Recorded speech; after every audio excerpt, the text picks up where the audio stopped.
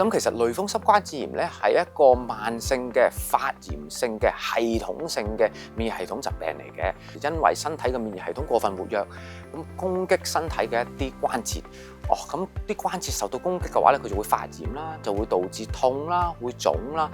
如果長期咁樣個關節發炎嘅話咧，其實啲關節係會破損、會變形，直接會影響到我哋嘅病友嘅工作能力啦，甚或起居飲食嘅。咁類風濕關節炎事實上咧都係比較難啲去根治嘅。咁所以咧，我哋咧就真係要好有效咁樣控制到呢個炎症。我頭先提到啦，係一個系統性嘅炎症嘅意思咧，就係話其實佢除咗攻擊啲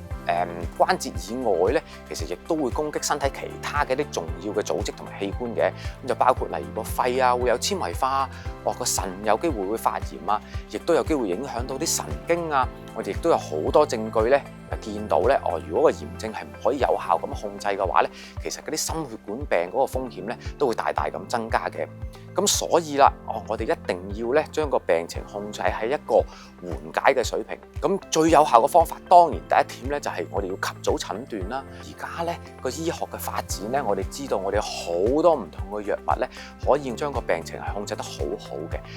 另外啦，我哋盡量希望咧就可以喺一個治療嘅黃金期裏邊咧，通常係講緊喺病發裏邊嘅2年，甚或係如果喺半年裏邊，我哋有效咁樣可以控制到個病情咧，我哋長期控制個病個機會咧係會增加嘅。